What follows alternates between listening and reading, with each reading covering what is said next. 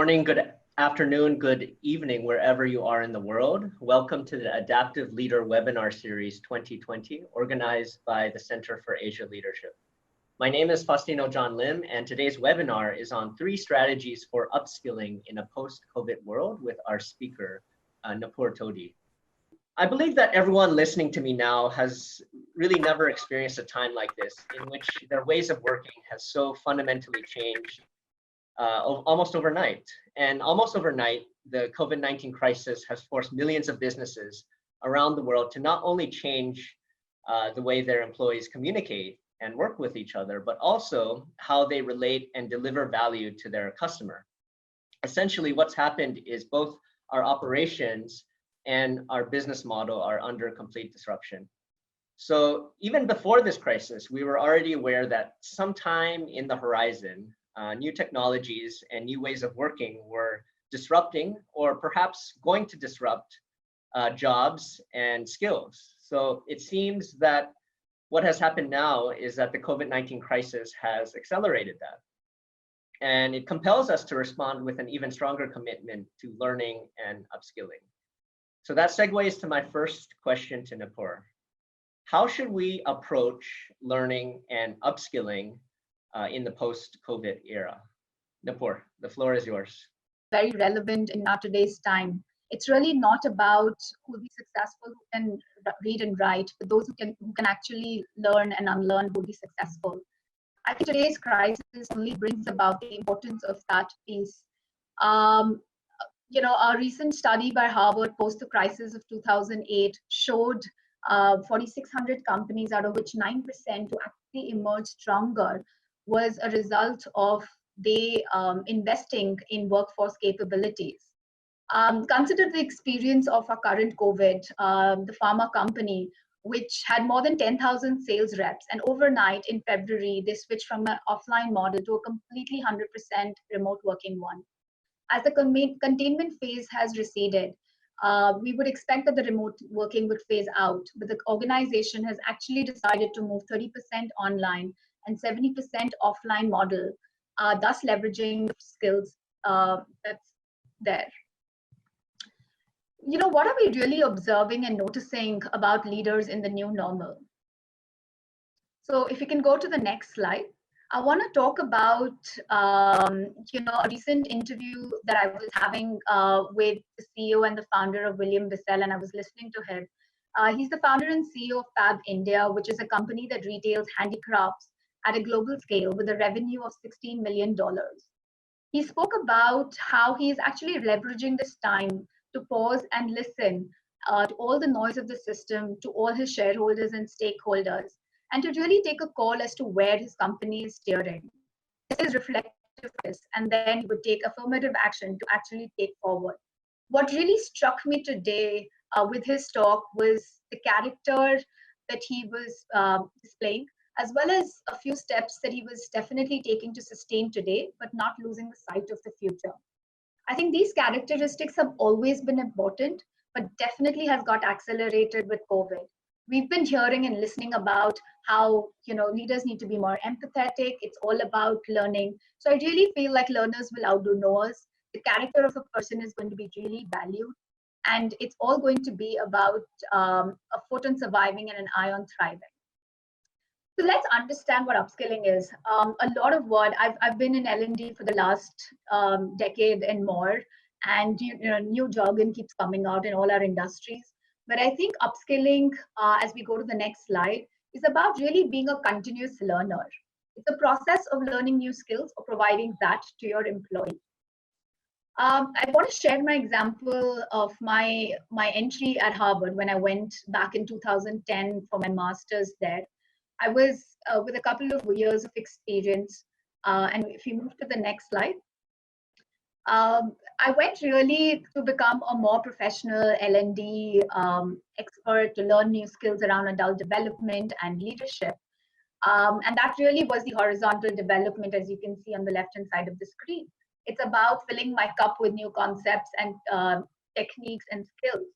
But in the very first month, especially at the course of adaptive leadership at the Kennedy School, Professor Heifetz really challenged my fundamental way of how I thought what leadership is.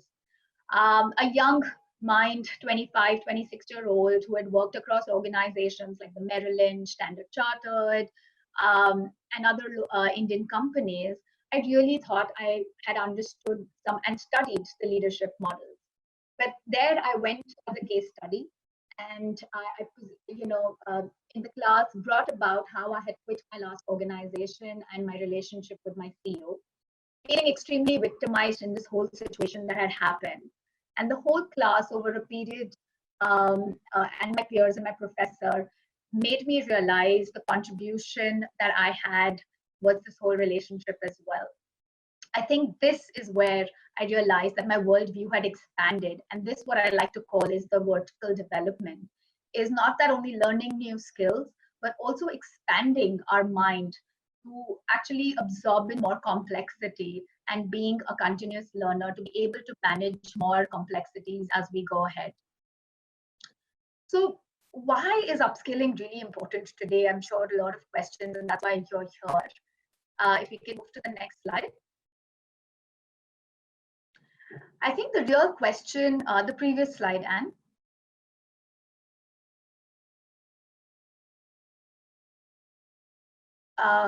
Okay, it's the slide on why upskilling is important.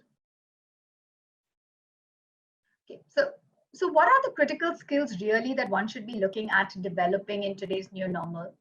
I'm sure a lot of us through discussions and forums have heard some combination of these skills, and are definitely organizations or also have embarked on massive digital transformation in the last couple of years. Knowing that in the future, like the McKinsey survey talks about, that by 2030, 30% of our jobs will be automated. That 1 million of our jobs will be replaced. But I think these 5 skills are extremely, and the importance of it have been accelerated by the COVID and the current crisis that we're facing. Let me briefly give you an example of how of these skills. Digital and data analytics have almost become essential basic requirements for our work today. I remember when I joined back in the workforce back in 2007, Excel, PowerPoint were the basics essential requirements that we had to fulfill to enter the workplace. Today, we're talking about digital and analytics, that being the thing. Creativity and innovation, I think that's very interesting. In the pandemic, any crisis has shown that we need to change the way we operate. We are looking at how workforce or workplace is actually changing. We need to apply a lens of thinking differently and critically to really achieve the desired business objective. The fourth is adaptability. I think the pandemic has, what do I really say about it, has really made us to change and adapt and be agile in our ways of working. But I think it's not just about this crisis, but even post the crisis, we may need to continuously adapt and have that mindset to go forward and inculcate that amongst our teams. Last and not the least is socio-emotional. I think being empathetic, being caring, but also at the same time really understanding ourselves and how do we come across people is becoming increasingly important as we relate and connect with people in a remote and physical environment, in a blended environment, as we say. All of these skills are great, but none of this will really happen for either of us, I believe, until we have a growth mindset. And if you can press next, Anne. I think growth mindset is really the key to be able to develop some of these skills. As I like to define growth mindset, is really about the skills or the ability to have a self-awareness about yourself, get feedback, and really the hunger to have learning and to improve ourselves. John, over to you. Okay, Nupur, thanks for that introduction. What I want to ask next is, so you talked about this growth mindset. You talked about kind of the critical skills in the new normal. What are some examples or cases of business or government leaders who have successfully implemented these ideas into their organizations or communities?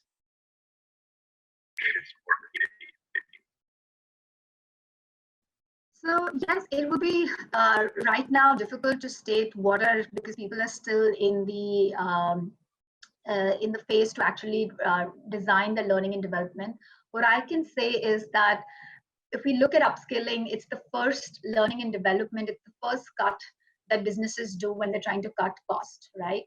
I think the question is, how can I deliver new business models in the post-pandemic era, right? And how does learning really fit in that context? Let me talk about, these are the four boxes and levers that I think, right? It's important for individuals and organizations to be relevant today and future. We know of organizations who are doing better. The examples of Amazon, who embarked on building an HR technology and onboarding people in the last 2 years across the globe using technology, right? And today, as they're hiring more people for delivery, we see that they are better placed than other organizations. It's also about supporting and engaging employees. Today, there is many surveys are showing the need for hunger that employees are facing, the hunger for community, the need for learning, and to be supported. Many surveys show that employees themselves feel the skill gap, and they feel the anxiety of not being prepared to deal with this new normal. So how can we support that and make them more equipped to handle this? Organization resilience to me is all about building a muscle over time to be able to display future, to be able to handle future disruptions. So to be able to do that, how do we build the muscles and focus on the 21st century skills that we always did? Last and not is about increasing individual productivity. We all know the benefits of learning when applied does increase productivity. So what I want to share are the three strategies in my experience that are applicable for the new normal. And if we look at the next slide.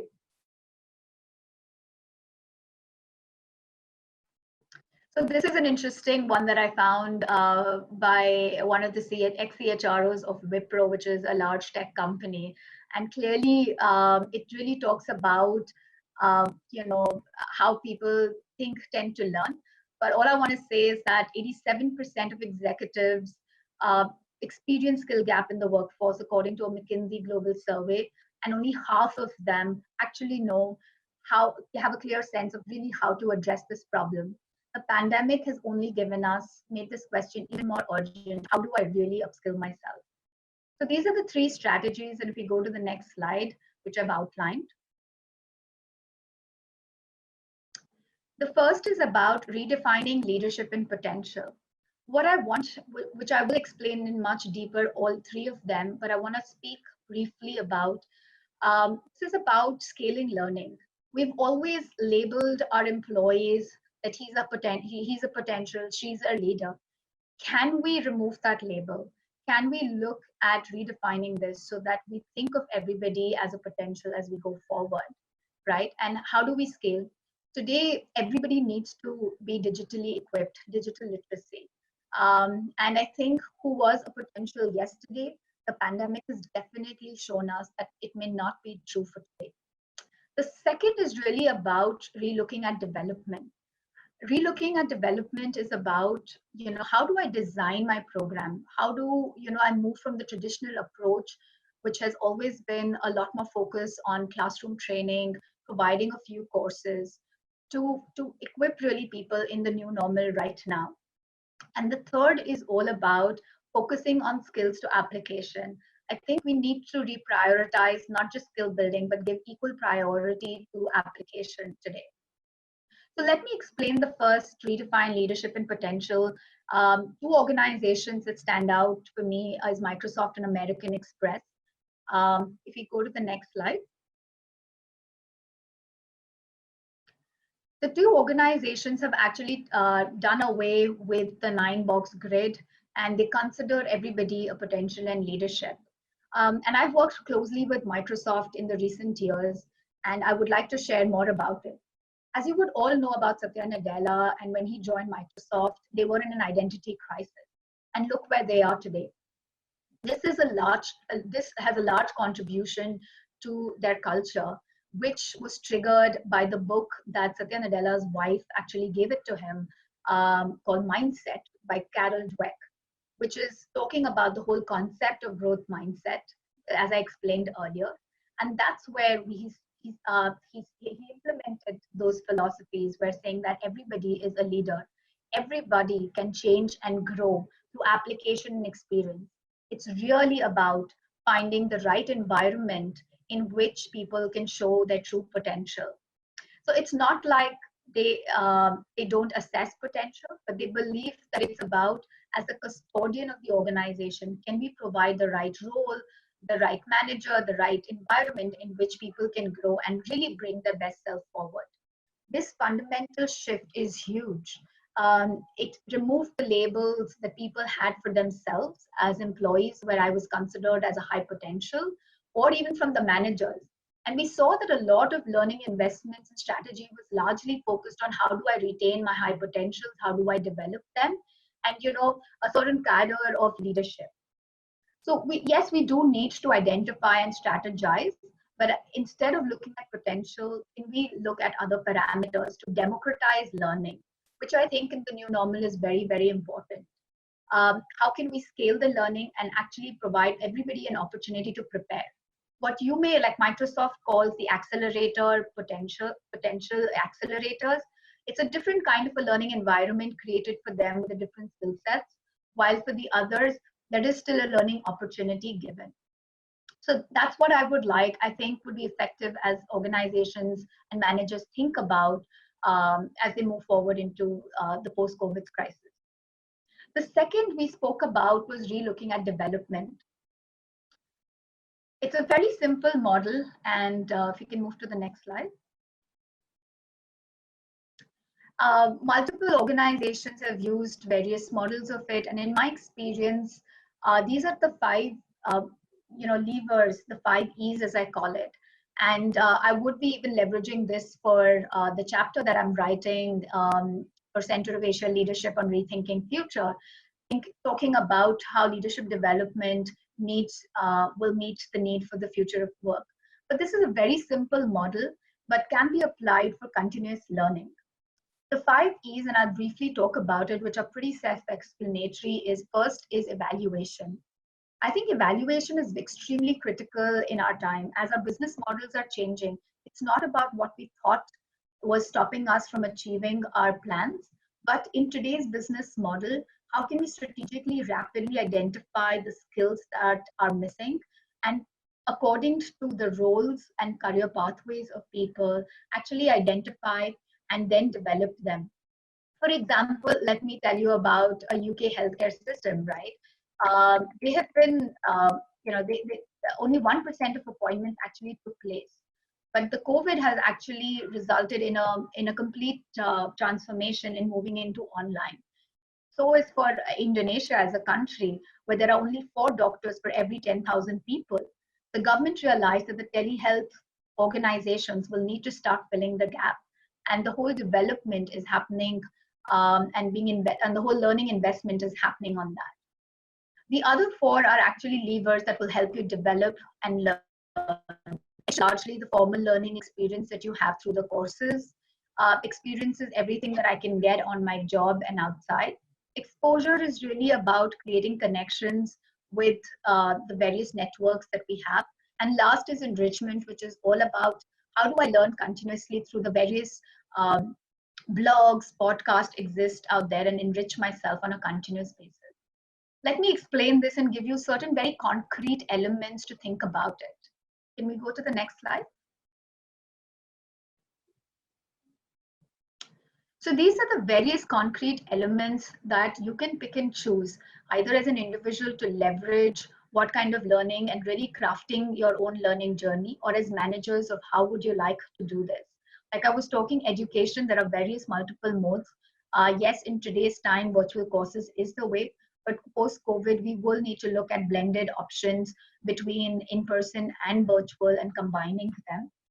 Executive education has largely, and traditionally, we have largely focused on a lot of in-person and executive education modes of development. We've also focused, then we come to experience, which is, how can, as individuals, we take up stretch roles. we are aware that there will be a talent cut that would take place. So how do we expand ourselves? How do we take more assignments? How do we get onto some project that would enhance our skills? It could also be volunteering. Exposure is all about, can I connect with a coach? Can I mentor internally or externally, find a mentor experience, or even networking? And the last is enrichment, which a lot of us are doing today. I just want to emphasize on the fact that I think what will be important today is really leveraging, as L&D budgets are being cut, more on the experience and exposure. Going back to the 70-20-10 principle of learning, which is 70% of our learning happens through experience, and how can organizations and roles and managers really create and ourselves create the experiences that we can to learn better. 20% is by connecting and getting the exposure, and 10% actually happens through formal learning methodologies. And this leads me to my third, which is refocusing skills to application. We go to the next slide. A lot of the skills, traditionally, we've looked at how do I apply this in my current work situation? And the focus has been on a very targeted application. Even here, and this is from Gartner, which is the Corporate Executive Board Learning and Development Council, that spoke about how senior leaders can be developed. Even targeted application, only about 20 or 30% companies are able to achieve it after a program is done. The new normal and the new work environment also needs to look at adaptive application. And this is really our ability and mindset to apply one's competencies to a new work environment. And what I mean here is that not just in an incremental role to application to an incremental role that you may be experiencing, a completely different role that you may have. And as we know, knowledge is really worthless unless it's really applied. I think three things that you could consider when you think about application effectiveness is not just prioritize on the competencies as you design programs or learn for yourself, what competencies do I want to learn, but also prioritize on the application and how can I apply that, and really crafting a journey for yourself in that. Instead of focusing on creating expertise and depth in a particular skill, can you look at creating a more broader experience of applying the same skill set? So for example, if you were applying strategic thinking as a competency to your business, could you look at how do you apply that to your customers, to maybe the societal impact? And we all know the impact of organizations having on the ecosystem. And the third is really about creating a supporting structure.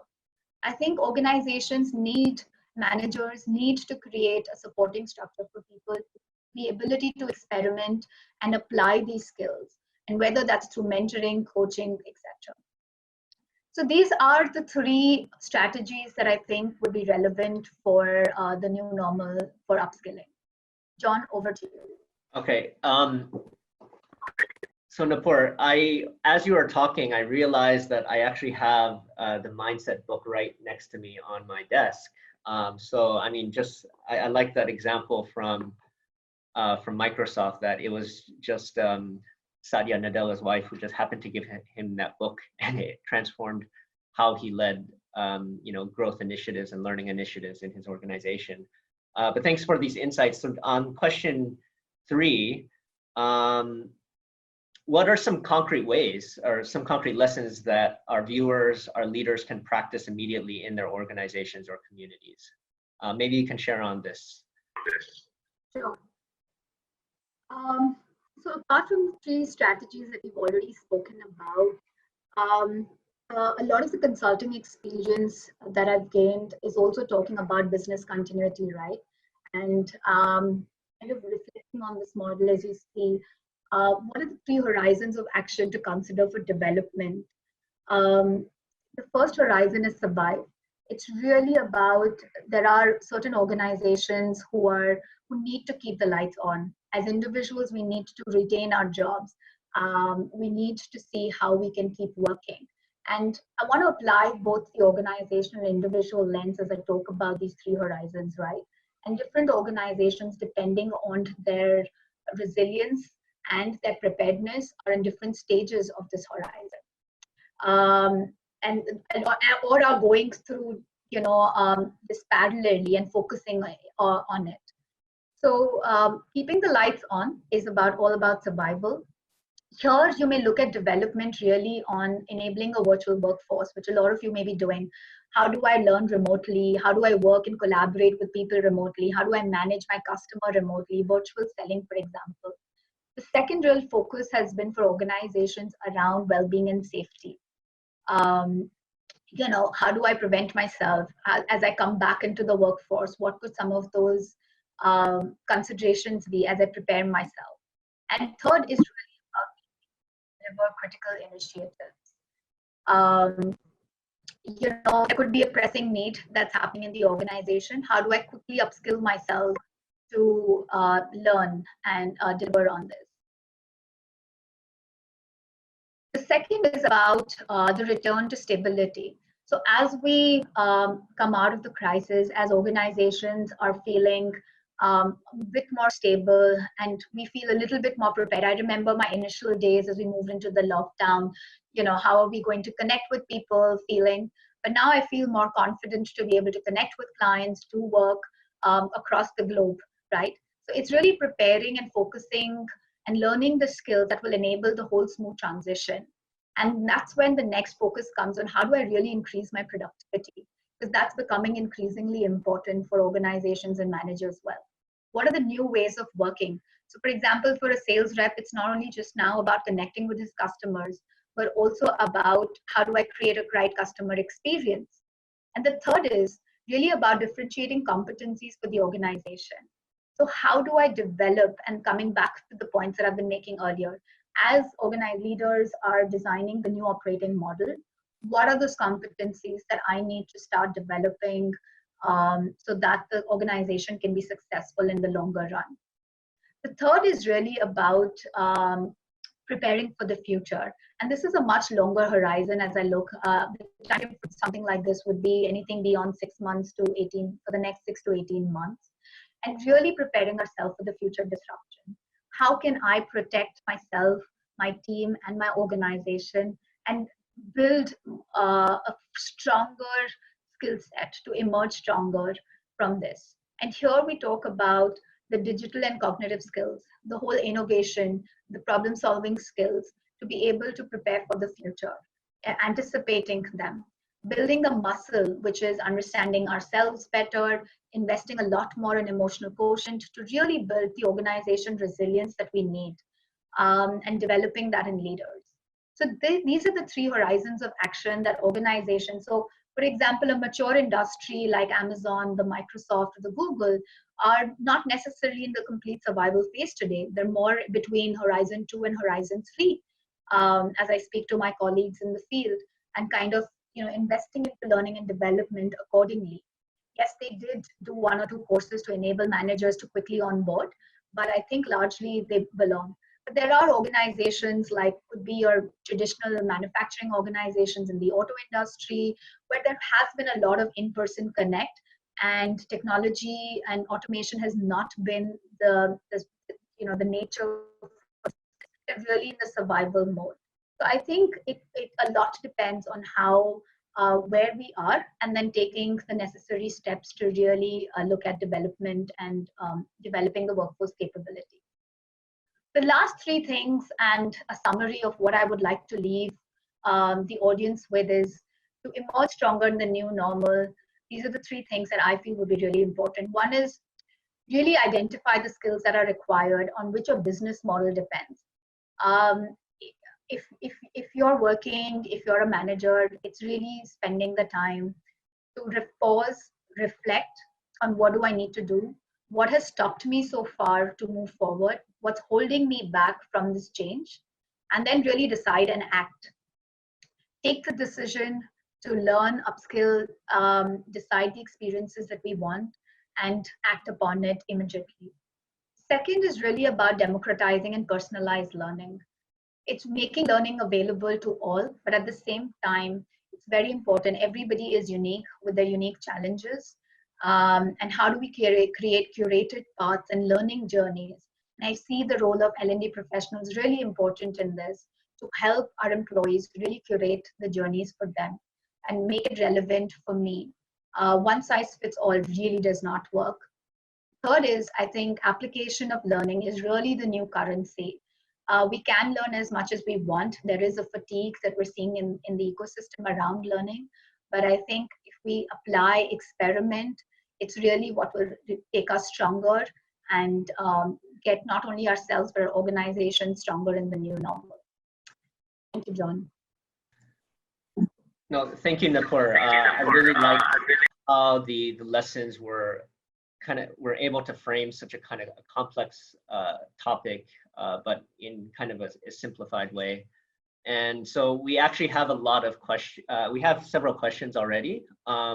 So if you would like to submit a question, please do so in the Q&A box. And then if there's something that really resonates with you, then you can upload it. So we have one question from Yolanda Sobrepina from the Philippines. So Nupur, will we need to physically redesign our work environment to facilitate social distancing that could remain a restriction for a long time to come? So what are your thoughts on this? How will we tackle this, particularly in shared working environments or co-working spaces? Maybe you can share your thoughts on this, Nupur. Sure. That's a very relevant question. So what I've been hearing is that there'll be a blended learning approach to learning that would take place. And in physical, our training rooms definitely will take in much more smaller cohorts. We will need to redesign the whole learning classroom and how it really takes place. Also look at how can we engage with smaller cohorts, like 5 or 6 people in a group coaching. So not just having a complete classroom approach, but even in smaller cohorts.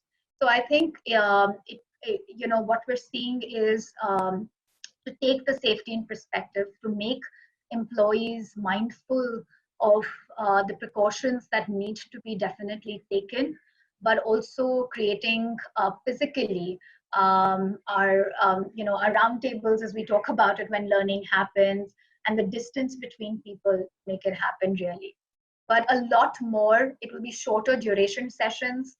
So how can we keep giving more gaps? Instead of 2 days, 1 day, 3-day kind of programs, it will be interspersed between a longer duration, but it'll be a factor of time, etc.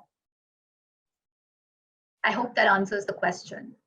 Yeah, I think it does in terms of the learning, and I think it's just physical social distancing is just something that we're going to have to live with. I think, in the at least the near to medium term future. So we have another question from Teresa Avila. She asks, going back to your point on expanding your cup, the first person that comes to Teresa's mind is Elon Musk, who she's heard constantly talk about, people smarter than him. So is there a way to experiment and play around with our ideas like him without needing billions in capital? So what are some cheap ways to experiment and explore, the ideas that we might have without, expending huge amounts in investment? What are your thoughts on that, Nupur?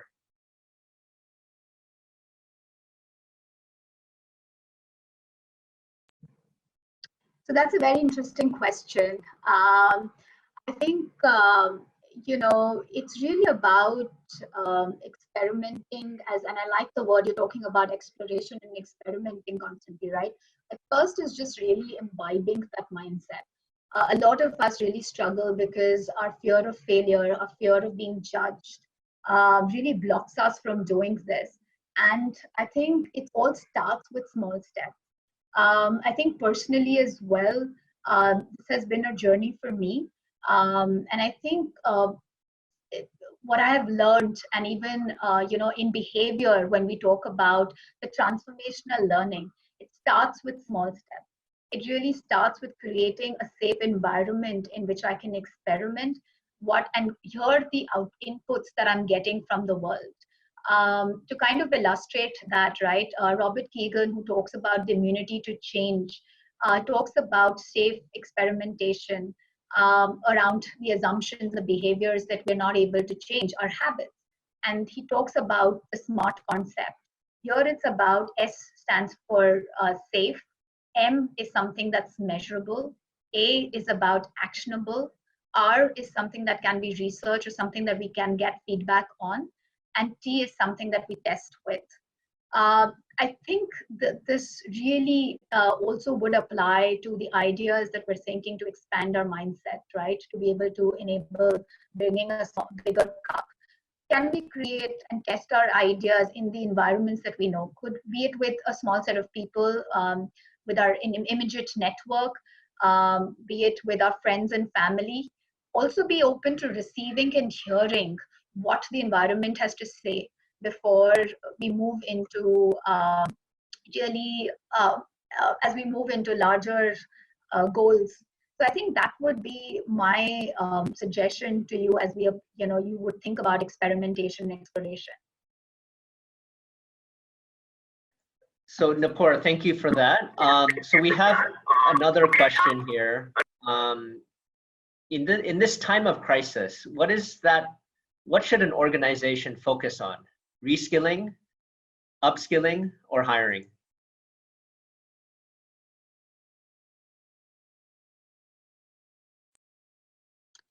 It's an interesting conundrum or a balancing, but I think the crisis has shown, and recently Bain, the BCGs, or top strategic firms, have spoken about as we're looking at every crisis, we freeze hiring, and we let people off, layoffs happen. But I think the cost of it is something that we need to look into. The cost of hiring and developing people for a new business is definitely much higher than retaining our organizations and scaling them. Between reskilling and upskilling, I think the difference is that you're reskilling people. Reskilling is defined as people moving into a completely new role. So, for example, if I was, a CA, a chartered accountant in finance, how can I move into sales? So, a completely different skill set and mindset. And I'm not a big fan of that word, but I think upskilling is really going to be even more important because it's about being more effective in our current roles with an incremental change in the ways of our working and as we think about the future. So definitely, and wherever in the future, in the next 8 months to 10 months, if we feel that we need to hire specific talent to meet the talent supply demand, right? And that's going to be happening as we repurpose our business models. There will be the talent and supply demand. And if people internally, HR is not able to focus on upskilling them, we will need to hire from the outside. Okay, so we are running out of time, but we will just go a bit over time with perhaps 1 to 2 more questions. It seems that there's quite a lot of demand here. So we have this next question from Ian Carlo Olegario. So Nupur, we're going, as everyone knows, like a lot of our employees are experiencing anxiety due to several factors. There's a possibility of closure, the possibility of getting infected. Is it even possible to upskill employees who are filled with worries and anxieties? How will we motivate them to be retooled and at the same time minimize their feeling of uncertainty? Fantastic question. I've been thinking about this too, right? And but as humans, we are survivors. There's a survivalist theory that we will do anything to get better. And I think definitely there are anxieties and there are multiple things that organizations and managers are doing to be able to manage people's learning and anxiety. But I think there is a huge anxiety about, am I going to be relevant for the new environment? I can say that as multiple conversations I'm having with multiple clients in my consulting role, that people are feeling the need to reduce the skill gap. We do not want to be fired. We don't want to be relevant. And I think some heat is always important for learning. Learning is only effective when there is fire.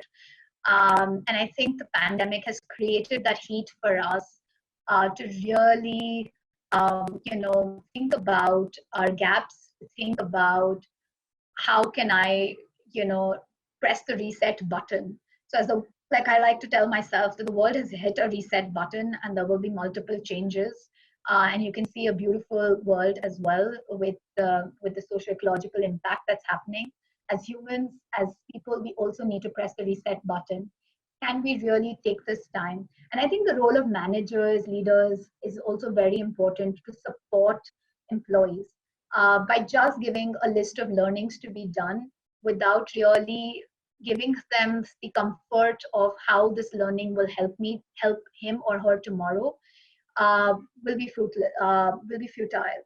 So I think it's important that we talk to them about the larger vision. We talk to them about the need for it, and I'm sure all of us will be able to then learn. Okay, Nupur, so what I'm going to do next is, this is going to be our last question, but I'm going to combine two questions, and it actually has to do with the state of our schools. So there's one question from Kim Subilo. She asks, in our situation now, which is more effective in a public school setting, synchronous learning or asynchronous learning? And I'll combine that with a question from Rahul from, I believe, Singapore. So how do schools, especially universities, need to change to better prepare students for the 21st century workplace? That's a great ending question, John, because I think learning needs to start in our schooling. I've done some research around preparing the Indian education system through the lens of Keegan, right, and our immunity to change. But I think what's important and what we're realizing is a lot of university partnerships, academy partnerships with the corporate world. So it's not only about, again, giving the right exposure and experience to our students in the real world, again, which will help in application. The university has largely, again, focused on the horizontal development that we, bring in the skills, bring in the knowledge, fill in the cup. But can we actually build on that? And, I just want to quickly share about how I'm doing this, right? My son is 5 years old, going to a school, and he's in a school that, emphasizes on holistic development of a child. Which is the Waldorf education system run, based on the philosophy of Rudolf Steiner, who's an Austrian. So I think it's about looking at how do we actually challenge people, create a zone for individuals and students to challenge their mindsets, build in the right behaviors, build in a lot more social emotional. A lot of our schooling and universities focus on the hard skills, but very less is really focused on building our character, building our learning curiosity. And especially in Asia, I've come from an Indian education system. I think the focus on math, science is typical. So I think it's really about changing and building that curiosity, because once we have the character, be it any disruption in the future, we'll be more equipped to deal with it. We'll be having a growth mindset to be able to learn the new skills. I can't tell you what skills will be applicable 8 years down the line, 10 years down the line. We all anticipated something like this would happen in 2025, but here we're in 2020, and look where we are. So that's all I would say in a brief moment. I know we're also running out of time, but yeah. So thank you so much. I know this has been great, but over to you, John. Okay, Nupur, thank you so much for being generous with your insights and also your sharing. I also learned a lot about you, like your different experiences and consulting with the education system and also your clients in India. So before you go, I'd like to actually give a couple announcements, and I'm actually speaking to the viewers here. So next week, we will be partnering with the STAR and co-presenting the Future of Leadership Live online seminar series. My colleague Samuel Kim will be featured in the seminar on the topic of agile leadership, identifying blocks to organizational progress. The following week, we will be joined by leadership and learning consultant, Ami Valdemoro, who will be joining us from the Philippines on the topic of how to communicate and inspire in times of uncertainty. So just stay tuned in your emails, and then you'll be receiving links for this, and you'll be receiving information about this if this should interest you. I'm also pleased to remind and inform you that our in-person programs are now all available in the online space. What this means is that we are offering all of our programs as online blended learning programs. So if you'd like to have Nupur to lead a workshop or a webinar on adaptive leadership, or it might be on immunity to change and personal leadership, which is a particular area of specialty for her, then please do contact us. So we have Harvard frameworks, Harvard faculty, Harvard trained faculty, and Asia-based cases and content. And then we have webinars, live virtual lectures, as well as self-paced and group learning modules, as well as experiential projects. So if you're interested in bringing these learning solutions to your organization, please do contact us. As another response to the COVID-19 crisis, we're also pleased to remind you that our Center for Asia Leadership online contents are all for free for a limited time. So if you're interested in that, go to online.asialeadership.org to take advantage of our top courses on leadership and innovation. The next announcement I'd like to make is a reminder about our books, specifically the Rethinking Asia series. Right now, Rethinking Asia 6, How Leadership Can Be Taught, is now available for online purchase on our website. So Rethinking Asia 7 is actually currently being written.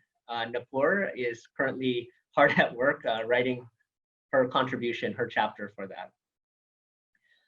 We'd also like to remind our viewers that the Asia Leadership Forum, which was originally scheduled for May, has now been rescheduled to November. So that will be in November 6 in Kuching, Malaysia, and November 9 in Kuala Lumpur. So stay tuned for updates and announcements for this. For more information, you may visit alf.asialeadership.org. So lastly, connect with us. Nupur has been very generous sharing her email. If you have if you'd like to reach out for her, just try to make the questions succinct, and then maybe she might have the time to answer them. You can also, of course, connect with her on LinkedIn. She does post very interesting educational content and kind of updates on some of her work. So if you'd like to follow her, please do that. And then if you'd like to visit, to learn about our center, please do visit our website, our social media platforms, as well as, of course, connect with us via email. You can also, I also happen to have my Instagram and also my Twitter handle there as well.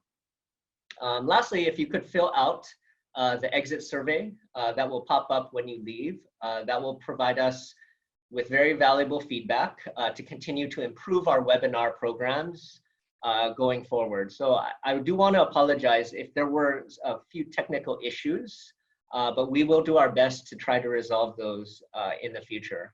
But please do fill out the exit survey. We do take it very, very seriously. We do listen to your comments, and we do take them into account. So thank you in advance for filling out the 2-minute survey at the end. And lastly, thank you for your time today. We hope you have a wonderful rest of your day. And if you are in the other side of the world, we hope that you have a nice rest. And I do hope, especially during this time, that you and your loved ones stay safe. So with that, thank you so much. And we hope to see you again next time. Okay.